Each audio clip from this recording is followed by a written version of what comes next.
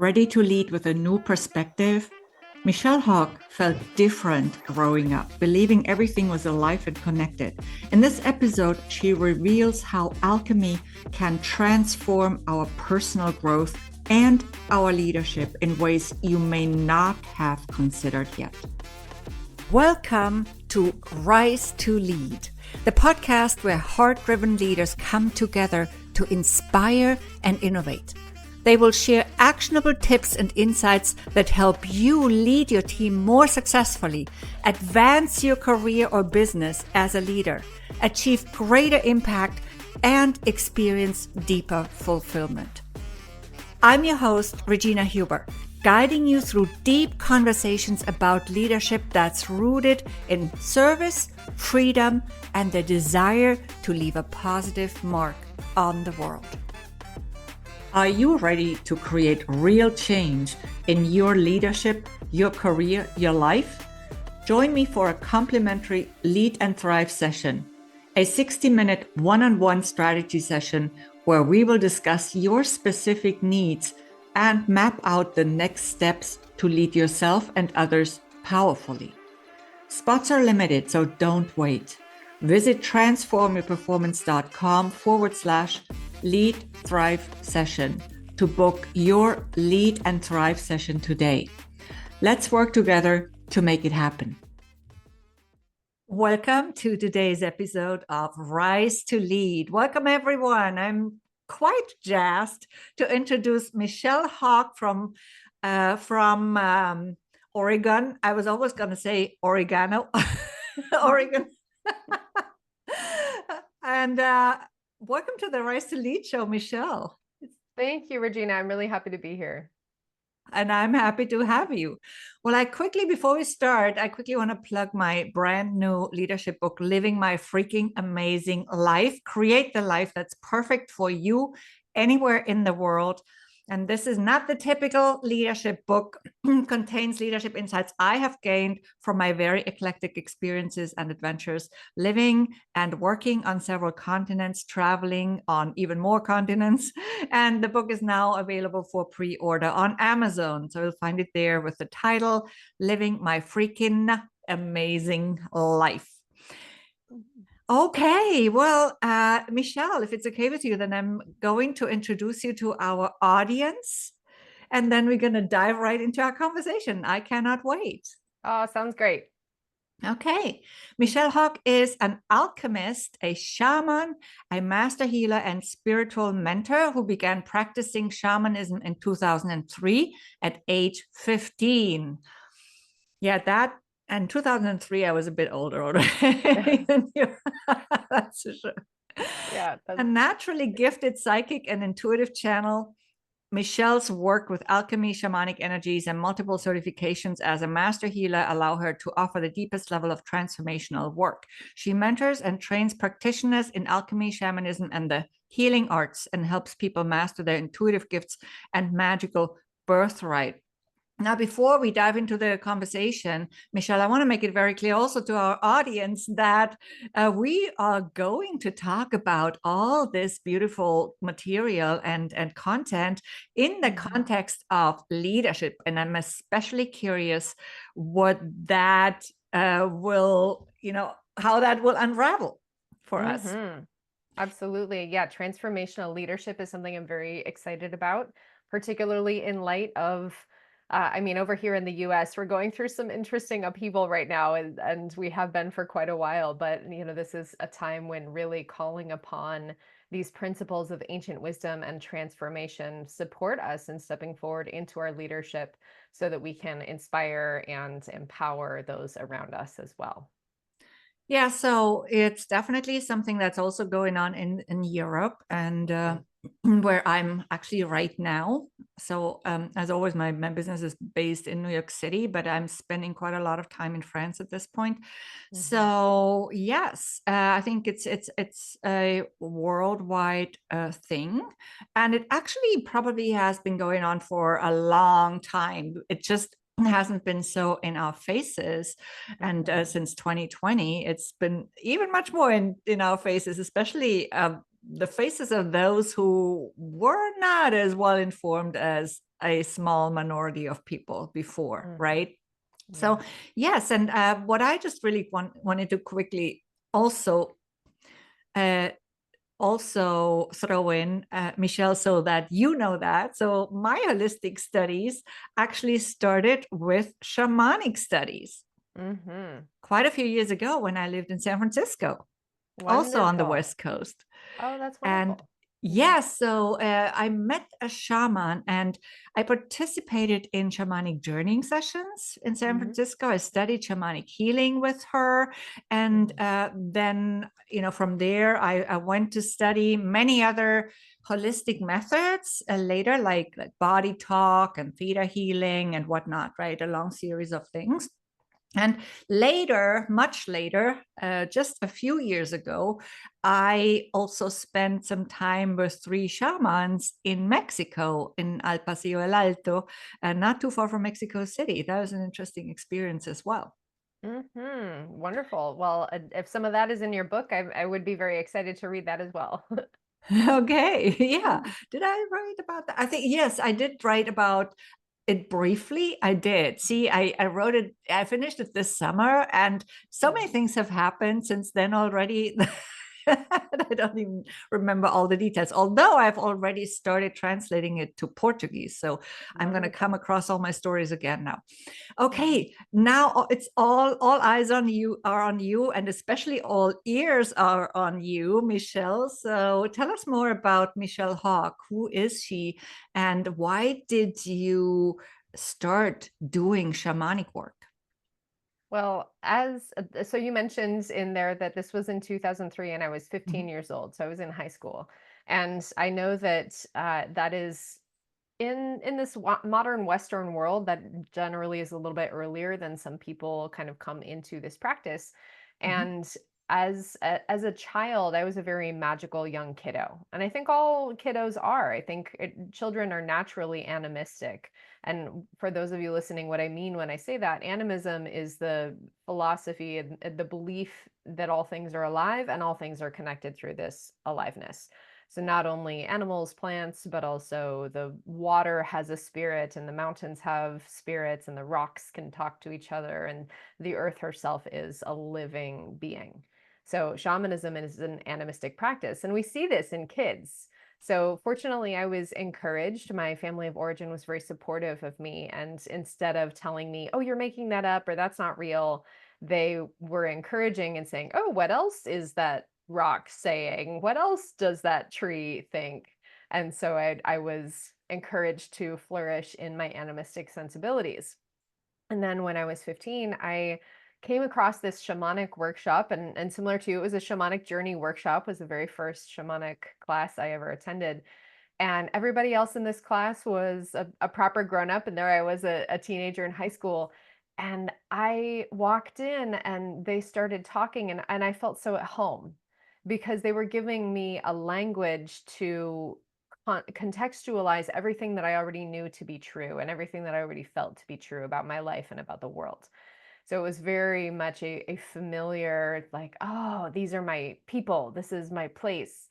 And as a kid, I felt alone. I felt really separate from a lot of people because I had this animistic orientation that was very different from a lot of what I was seeing in the world.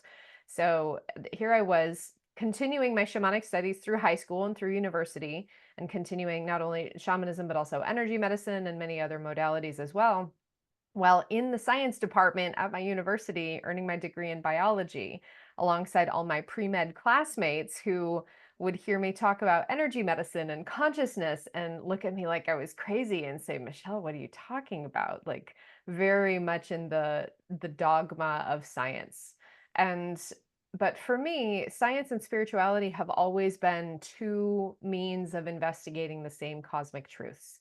Questions about life, questions about who are we, why are we here, what is life?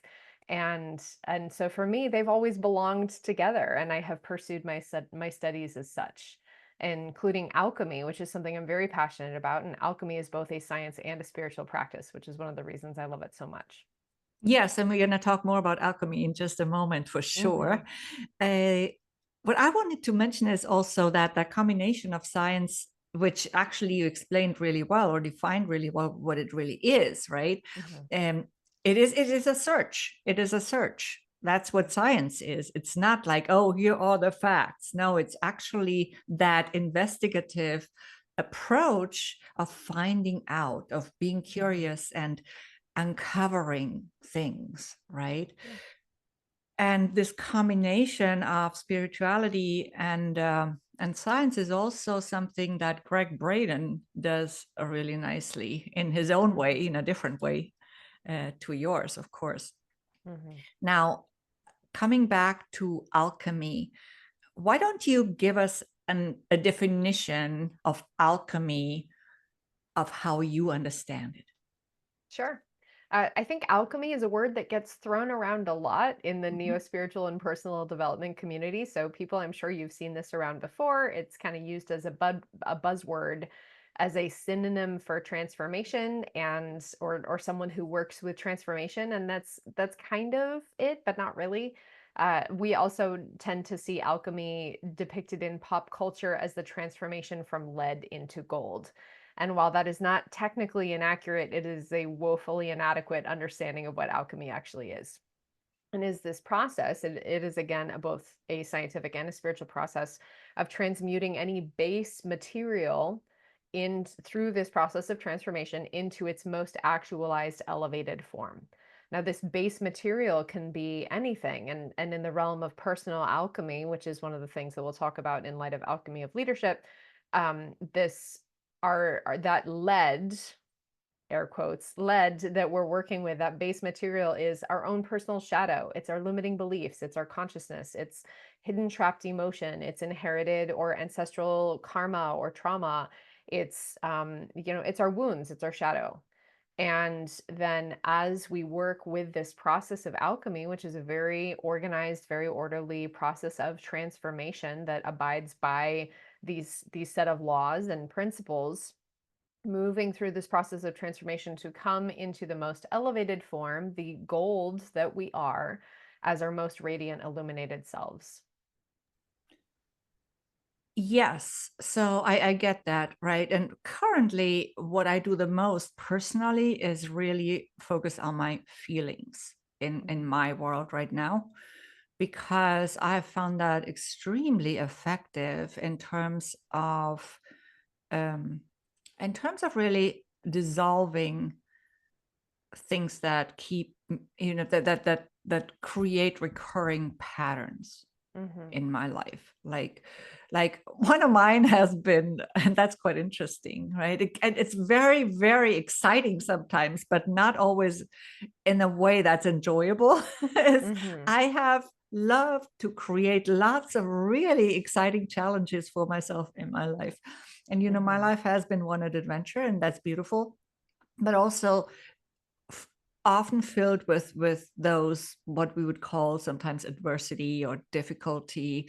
I'm always hesitant to call it that. Mhm. But it just is, right? It's just a situation. And I have found for myself that somehow I have that need inside of me of creating those situations for myself so that I can prove Mhm. that I can actually tackle them and figure it out, right? So it's very, very interesting. Prove that you can tackle them or figure it out, Regina. And I think a lot of people can relate to that. So, what Mhm, you're talking about in addressing feelings is actually one of the stages of alchemy. mhm, Alchemy has 7 stages that, again, it's a very organized map to how transformation works. And working with our energetic and emotional identity, including our emotions, our feelings, our belief structures, our thoughts about ourselves, and dissolving any, let's say, not aligned parts of that etheric identity structure is one of the stages of alchemy. And I think this is something that definitely people come up against, is really looking very deeply at what is the etheric architecture of my consciousness that I am making my choices around, whether it might logically make sense to my cognitive mind or not. There is some part of ourselves that is making those choices, such as creating challenges to prove that we can rise to the mhm. occasion, or perhaps such as perpetuating shadow identity structures because it's in a subconscious way aligned with that internal programming. Absolutely. Hmm. So, yes. I mean, there's so much to say about this. I'm just really thinking about where to start, right? Because Yeah. as I told you, studied a lot of holistic modalities, and just Hmm. more recently, I came across Brian Ridgway, whose work I love very much as well. And this session is, of course, about you, but it's just like, how does it all fit together? I often ask myself, okay, so what speaks. I think the question is always for everybody, what speaks the most to you right now, where you are in your life, right? Because there are so many different modalities and they're all valid. and Hmm. and it's also about where are you, what stage are you in, to call it something again, right? It's not like one, it's not so much about what level are you at, but what does your life look like right now? How do you understand life? How do Hmm. you understand how you got here and what's Yeah. behind it all, right? Yeah. So anyway, we want to talk about this topic also in the context of leadership. But before we do, let's talk more about the 7 stages of alchemy that you mentioned, and Hmm. how it all fits together. Yes, can you explain that to Absolutely. us? Yeah, absolutely. Regina, I want to just go back to something you said about these different modalities. There are many different systems and many Mhm. different paths of investigating, again, these cosmic truths, these truths about life, about why we're here, what are we doing? And one of the reasons I love alchemy so much is that it plays nice with all these other modalities. And in fact, alchemy, because it is such an ancient wisdom tradition, we actually, once you know what alchemy is and you understand its principles, you start to see it everywhere. And you recognize, oh, alchemy actually has influenced, and all of these other traditions actually have alchemical origins. And so, for that reason, because it is this roadmap to the process of transformation based in universal law, it is universally applicable. And so here we're talking about alchemy of leadership and alchemical leadership, but also for those of you tuning in, I developed and I teach a 200-hour alchemy certification training program. So this is a year-long deep dive apprenticeship course. And in that, I have students come in who are practitioners in the mysteries, whether they're healers or body workers, therapists, they're working in some kind of caretaking or therapeutic capacity. And then I also have people come in who are not working in that way professionally, who maybe they work in academia or the legal system or real estate, but they're still applying these principles of alchemy in their lives because everything is related to the process of transformation and creation, and everything benefits from this. So we get to talk about alchemy through all of these different lenses. And I've been a guest on other podcasts talking about alchemy in entrepreneurship, alchemy in relationships, alchemy in mental health, alchemy in holistic health and well-being, and as a tool for our physical care. So yeah, let's talk about the 7 stages of alchemy. But for all of you tuning in, I'm going to invite you to. I'm going to throw some alchemy terms at you. You don't have to remember them. It's okay. I have a free guide that you can download on my website. That link will be in the show notes. So you can circle back, and that guide goes a little bit deeper than what I'm going to do today. I'll give you kind of the surface level version.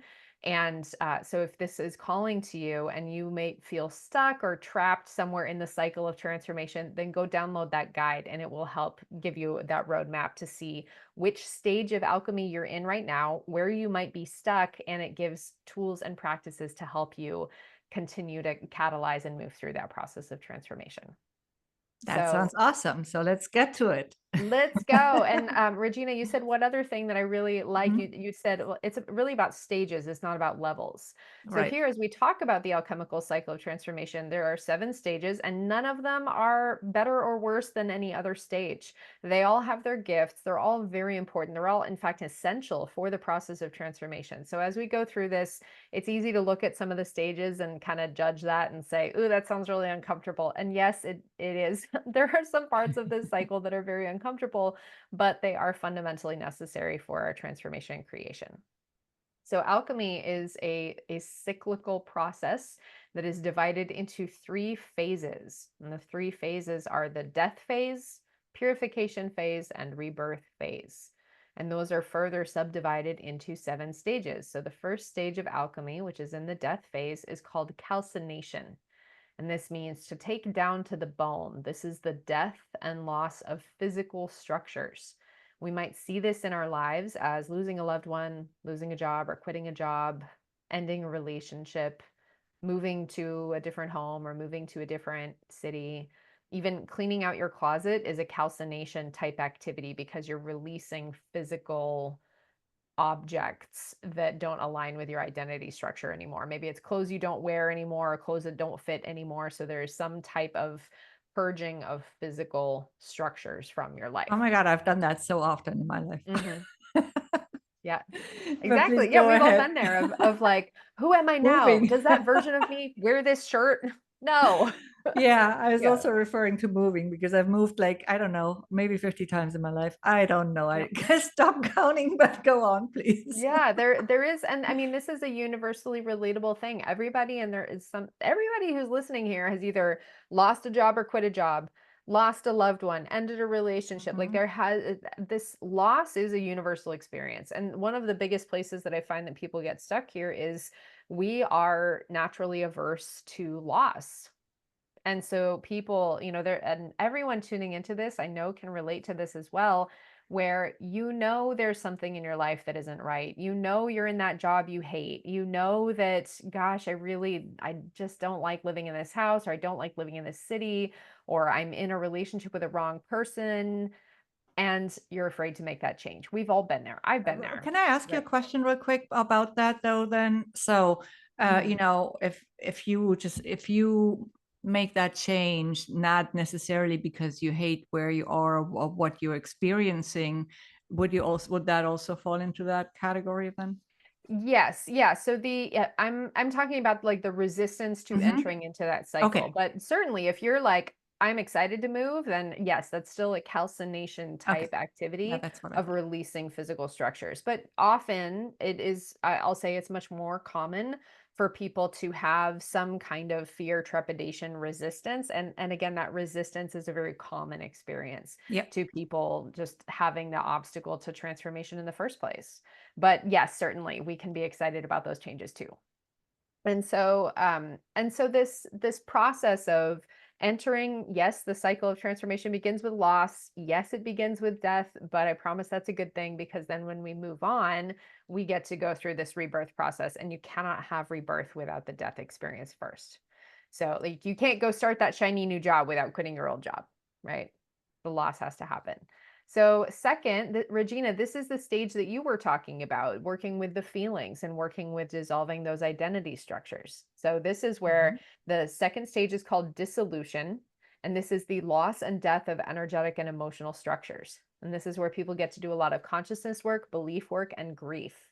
So, identifying, okay, what are these patterns that I'm perpetuating? Is that what I want? What are these emotions that are stuck in here? What do I believe about myself, and what are my subconscious programming that is playing out in my life? People do forgiveness work here. Again, a lot of feelings type work. So next we move on to the purification stage or the purification phase. And the third stage is called separation. Now, when I ask people, where do you think transformation begins? They usually start here because this is a very cerebral process. People say, oh, I think about where I want to go and what I want to get rid of, and I make a vision board. And again, that there is a place for that. We're here now, but it's stage 3. We don't start there. So stage 3, separation, is where we bring in our perspective and discernment to analyze and say, well, this is what I really loved about my old job. So I'd like to make sure that my next job has that. This is what I never, ever want to do again. We're going to say goodbye to that. And then these are some new things that I think I'd like to try. So I'm going to bring in this new stuff that I've never done before. Or same with your house. Regina, you've moved so many times. I'm sure you've you've been through this process of like, my new house must have these things that I loved about my old place, and also these things that I don't ever want to see again. So the separation again is that analysis. It's a very like high view look at all the moving parts, sort things around, make lists. And then we move into stage 4, which is called conjunction. And this is putting the things together into an initial form. This is the first draft of your book, which, Regina, I'm sure you've edited the heck out of that thing, right? Over and over and over, because we know the first draft is not the final draft. So in our life, we experience conjunction as maybe, okay, so you lost your job or you quit your job, you redo your resume and you start sending out applications and have interviews. Or you ended that relationship, so you make a new dating profile and you start going on dates, right? So there's this initial form that's taking place. But the place where people get stuck here is they mistake the initial form for the final version. You do not want to put the first draft of your book to print. Don't do it, people. It No. has to go through more before we get there.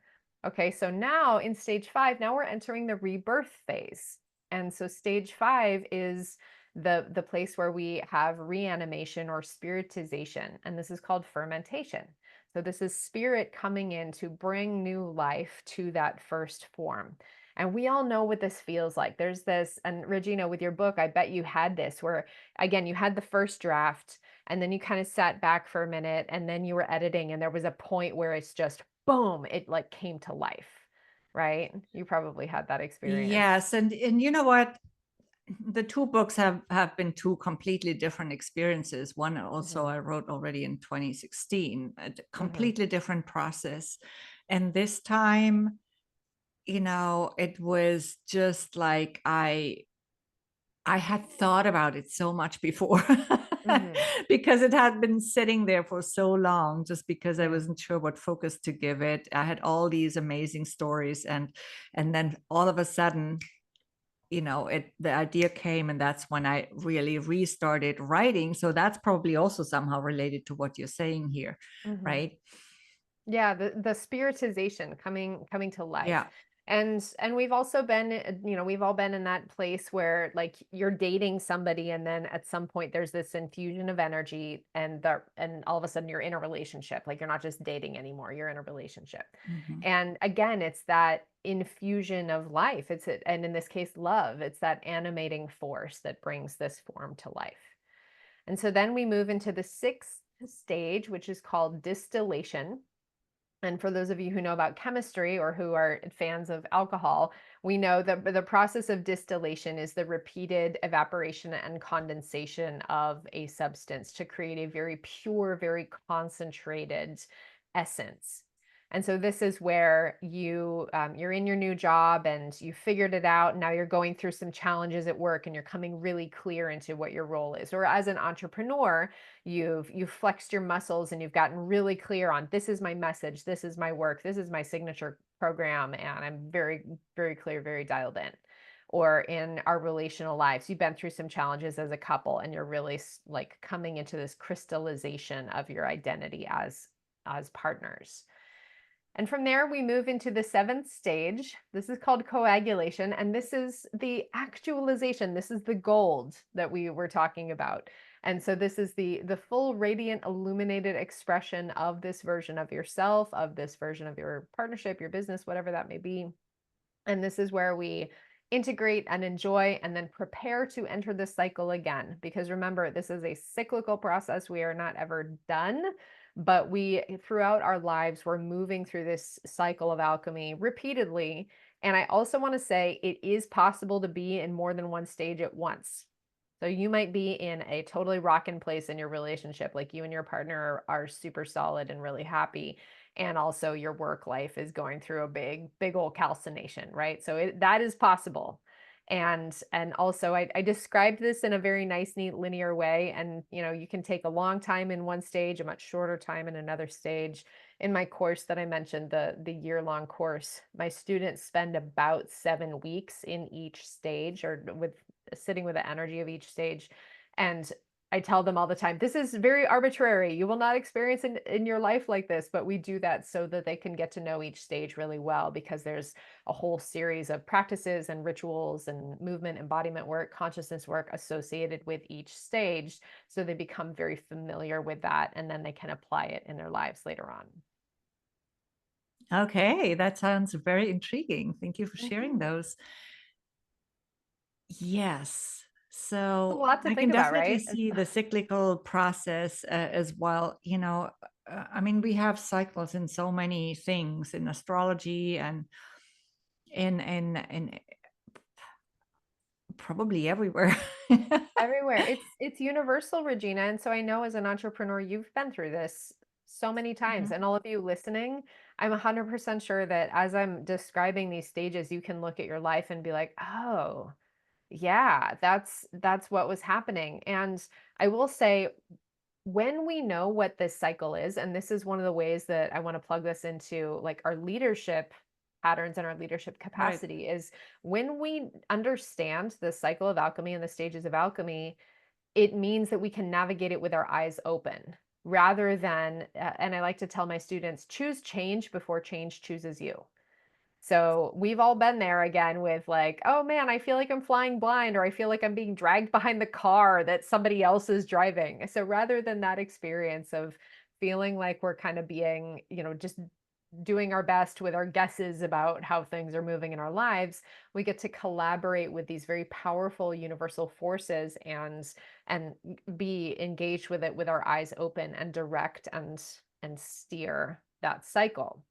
And so, for those of us who are in leadership positions or who are cultivating our leadership capacity, knowing how the process of transformation works again means that you're that much more capable of guiding your people, your business, your family, your career, whatever that may be, through this natural process that it has to go through, and being able to anticipate what's coming next so that you can support that in the best possible way. Right. And I love this choose change before change chooses you, because usually it's if you do not choose it, it's usually a more difficult situation, or Yeah. sometimes even a very painful situation that you're confronted with, Mhm.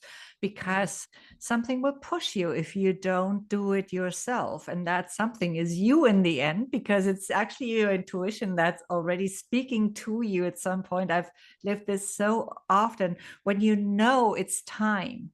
You Yeah. know it's time, and maybe it's just still a little bit too comfortable where you are, so you stay there, right? Because it's more convenient, unless it gets until it gets more uncomfortable. That's why I'm always hesitant to call the comfort zone a comfort zone, because it's not always that comfortable. It's just more like a convenience zone, Or right? Where it's familiarity. more Yeah. familiarity, it's more convenient to stay there, because Mhm. anything else would require an effort. It would require courage many times. And of Yeah. course, most people don't like uncertainty, Yeah. because it That's comes with fear. Well, and also we can't blame it all on our mindset. Like our neurology is wired that way, right? So we have Hmm. also, people, let's be gentle with ourselves. We have Right. thousands and thousands of years of programming in our nervous systems, in our brains to choose familiarity over uncertainty, because familiar, even if it's not that comfortable, or if it's not what we really want, it is familiar and therefore more safe than something that might be uncertain. So, Right. please be Exactly. It's that gentle. feeling of safety that we sometimes do not have. And so when we don't feel safe, that's when we're hesitant about change and about many other things too. Mm, And, I have found that if we just really listen to our intuition, which is really us speaking to ourselves, mhm. then usually it gives us the right hint, right? Yeah. And it's always there for us, but we don't always use it. And as you said, we have been so conditioned. It's there's so much wiring in us and in our cells and everywhere, that sometimes it's a bit hard to break out of that. And That's a very lot of understandable. people So yes, definitely judging oneself does not work. It's not helpful. mm, When you say be gentle with yourself, I totally get that, of course. And at the same time, when we follow that voice of intuition, it usually takes us on the best path. mm. And I mean, it is very common in, I have a lot of people come to me who the biggest question that they have about their intuition is, well, how do I know? How do Mhm. I know that this is my intuition and it's not just my mind telling me what I think I want to hear?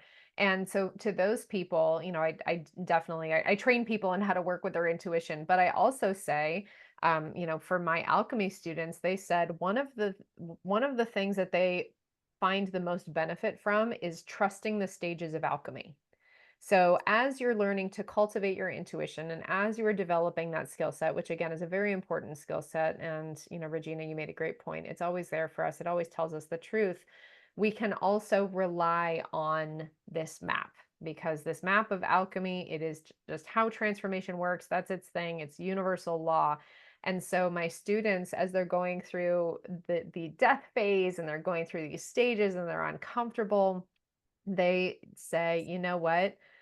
I get to trust the stages because I know this is the promise of alchemy is that you go through this and after death comes rebirth. Just like this is the promise of the seasons. Here we are in the northern hemisphere shifting into winter and we know that the leaves are going to fall off the trees, the days get much shorter and then eventually spring comes again. The flowers bloom, the leaves come back. We know this is the promise of change. So we can also soften into the trust of when we surrender and when we are collaborating with these very powerful universal forces, powerful spiritual forces. We know that it might feel really uncomfortable right now, but if you are working in alignment with these natural cycles, spring eventually comes again. Right. So Mhm. let's talk a little bit more about alchemy actually in the leadership of others. So we've talked more about alchemy in the leadership of self. How can people apply this as, Mhm. for example, team leaders? Mhm. Absolutely. I One of my students who is currently in my course, she is actually taking it for the second time because she enjoyed it so Mhm. much. And she is the head of a nonprofit.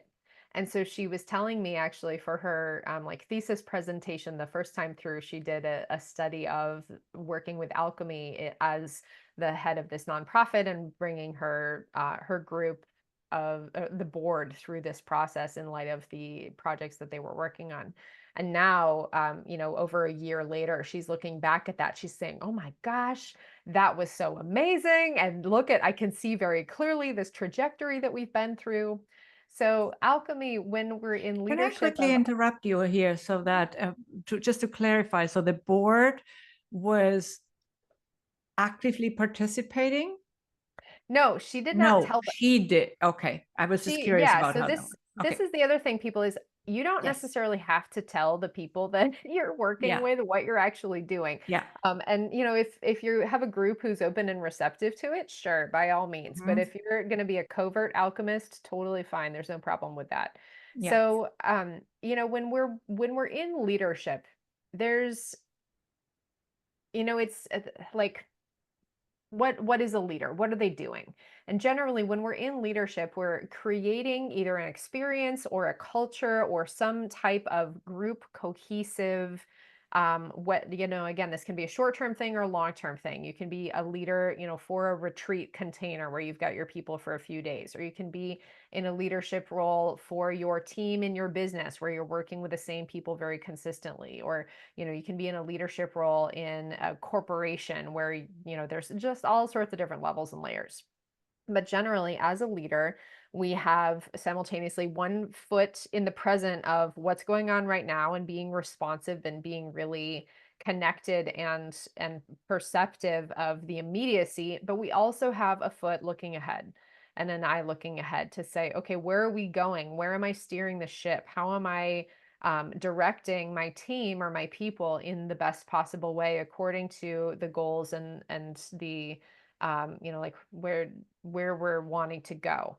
And so as you're doing that, like, we can't be rigid in that. We do need to be flexible because things come up, things change, somebody quits, somebody leaves your retreat, somebody has like a total breakdown, breakthrough because their transformational process is working so deeply. And so when we understand the cycle of how transformation works, we understand and can navigate the challenges that naturally arise as we are leading any group of people.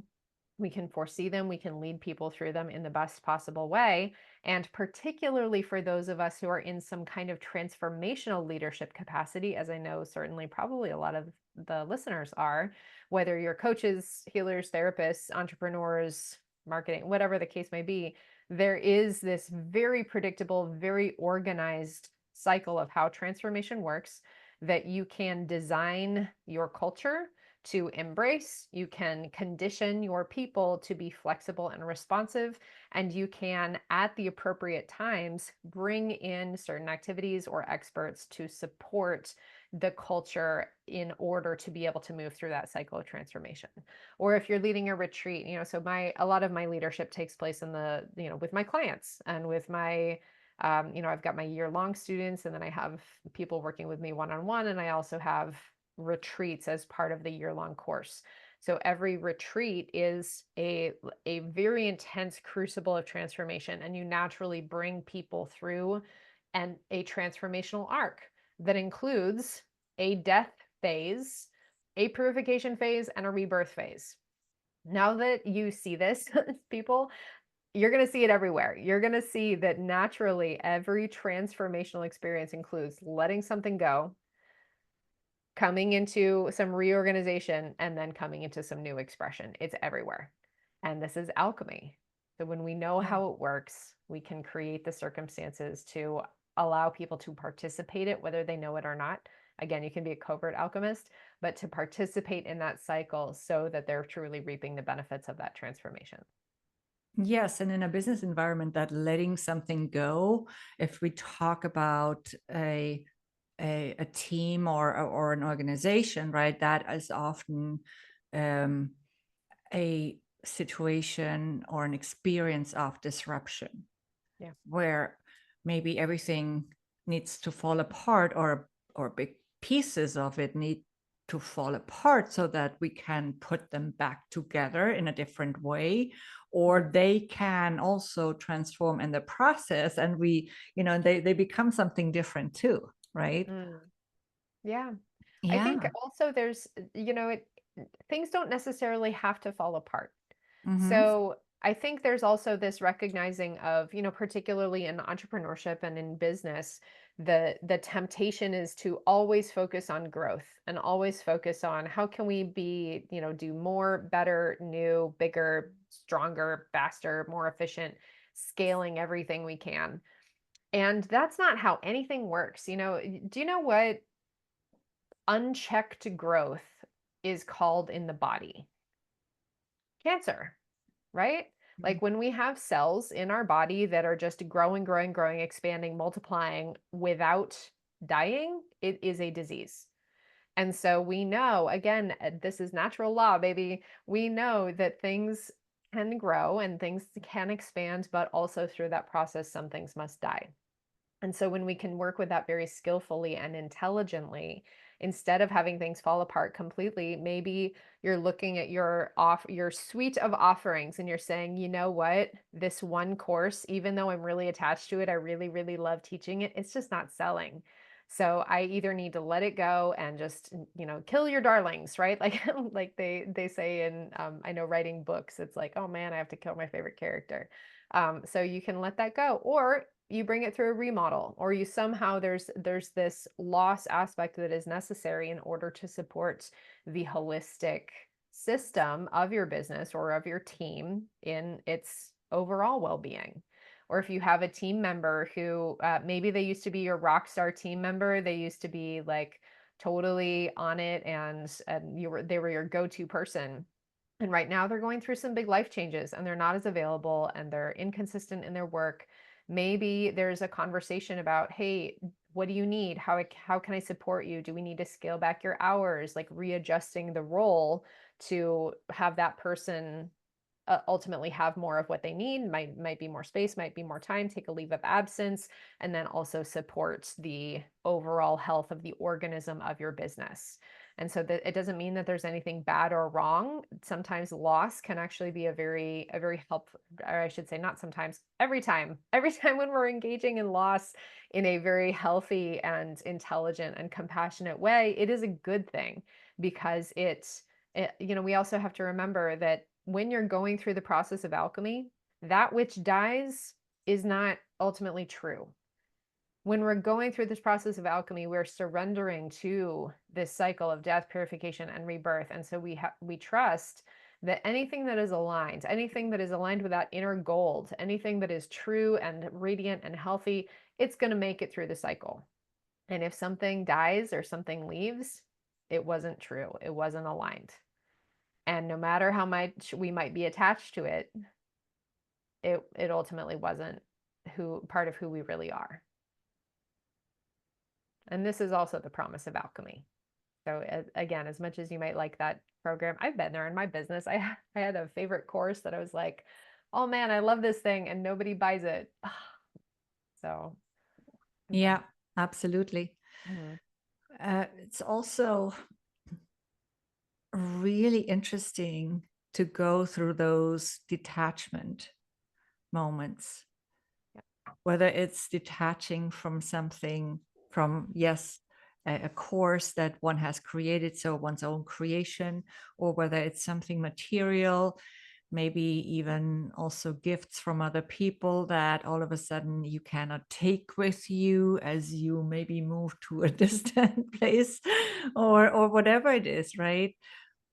It is a very interesting experience, that detachment. And as you said before, sometimes we need to make that change ourselves too, instead of just waiting for it to create itself, so to Yeah. speak. In the end, we always create it, but I'm just saying, it seems like it creates itself Yeah. when we do not do it. All right. And Mhm. then it becomes hurtful. Yeah. Again, it's knowing Absolutely. how to engage with this skillfully and proactively. I mean, Hmm. I will say those smack in the head lessons are really valuable though, because hopefully learn the lesson. I've been there. I've had some, like the whispers where you hear the whispers of, hey, this isn't Hmm. right. Do something different. And then you're like, oh, no, I'm going to ignore that. And then it gets louder. Hey, this isn't right. You need to do something different. You're like, oh man, that sounds hard. And then eventually, bam, smack in the head. Exactly. Yeah, that's the change choosing you moments. I've been there, and those are very valuable learning moments. And now I work with change differently because Yeah. I've been in the sucky part.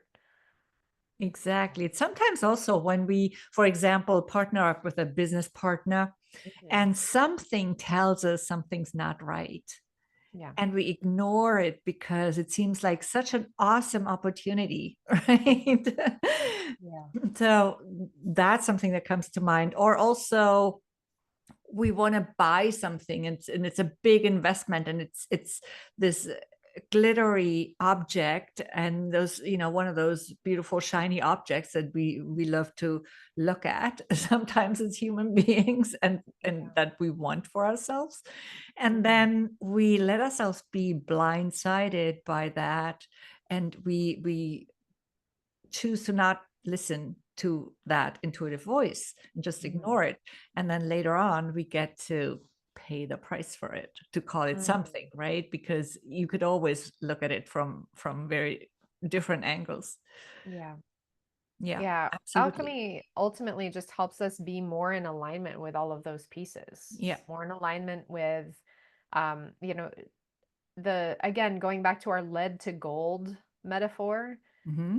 in in this philosophy, it's saying, well, everything that you need to make the gold is already present in the lead. It's not anything that you don't already have. It's already there. And the seeds of that gold, the seeds of the actualized self, of your most thriving, radiant life, of your most thriving, profitable business, of your most loving, thriving relationships are already there within the shadow.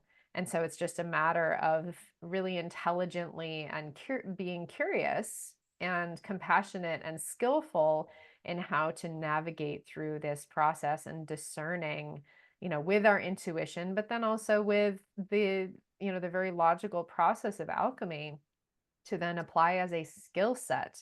This is one of the biggest things I see in my students, and one of the biggest things I've seen in my own life and my own business is working with alchemy as a tool to really intelligently bring in and invite in transformation in service to helping to release everything that is not aligned, everything that is heavy and dense, everything that is the lead, in order to free and expand and illuminate those seeds of gold so that they can come into their fullest expression.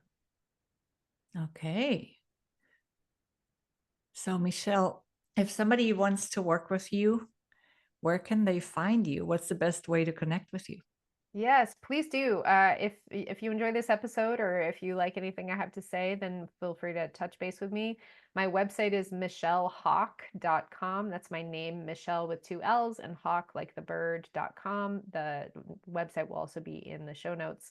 And again, you can download that free guide to the stages of alchemy. So if you do, let me know what you think. Send me an email. You can just reply to that and let me know how this lands for you. And if you like what you are hearing about alchemy and you want to learn more, I'm also currently taking applications for next year's cohort of the alchemy course. So if you want to dive deep with the mysteries, if you're feeling that soul calling and it's like, wow, she's speaking my language, I have to know more, I have to learn more, then send me an email and let's talk about if this is right for you. Yes, and even if you're just curious right now, why not Even talk if to you're curious. Michelle and find out Absolutely. more, right? Yeah. That's Yeah, why we please. bring this to people also, because some people might not even have had much idea of what you described during this Absolutely. beautiful Yeah. conversation. So thank you for that, Michelle. Thanks for Thank sharing you. all this wisdom and interesting information. And you did you mention the gift now again already? I'm going to put the link Oh yeah, into the the description. the guide, yeah, the guide to Mhm. the stages of alchemy. So again, Yeah. if you're hearing this, you're like, wow, I'd really like to know where I am in the cycle of alchemy, then go download that guide and it will walk you through what the 7 stages are, again, with all the fancy alchemical names. You don't have to remember what they are. And Mhm. it gives places where people really commonly get stuck. So if you're in the spinning your wheels, you're like, man, I can't ever seem to get to where I'm creating anything new in my life, things are always falling apart, then go look at that guide because it'll give you some step-by-step ways to understand where you might be getting stuck and how to move through that. So please download that. And then again, let me know what you think. And again, to Regina, thank you so much for inviting me on here. And to all of you listening, I hope this was helpful. And again, please understand alchemy, because it is based in universal truth, it is universally applicable. So whether you're applying alchemy in your leadership process, it is definitely great for that. Applying alchemy in your relationships, alchemy in your health, alchemy in your own personal actualization and healing journey, it is one of the most valuable tools you can have in your toolkit. It is probably the single most valuable, or one of the most valuable tools in my toolkit that I share with my students and my clients, that has made the biggest difference in my life and in their lives. So thank you Yes, for totally. inviting me.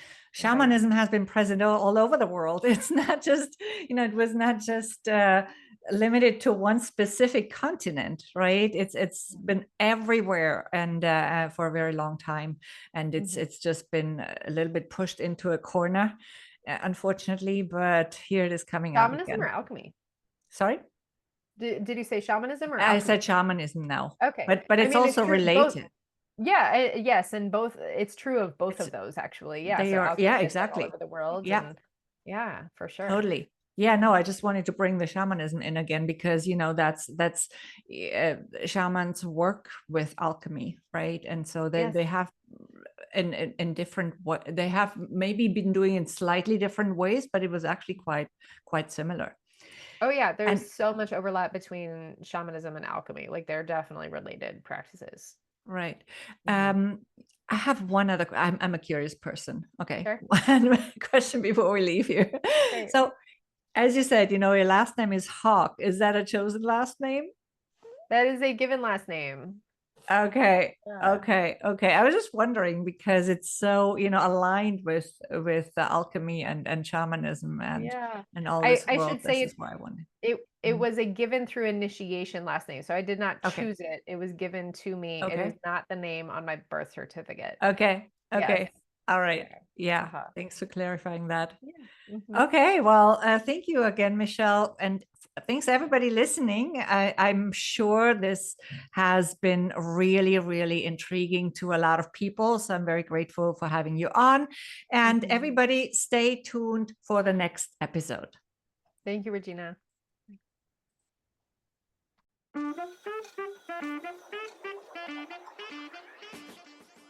Thank you for tuning in to Rise to Lead.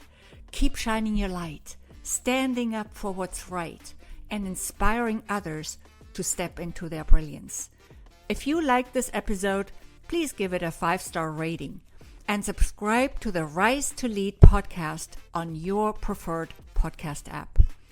Until next time, it's Regina Huber, and in the meantime, remember to rise to lead.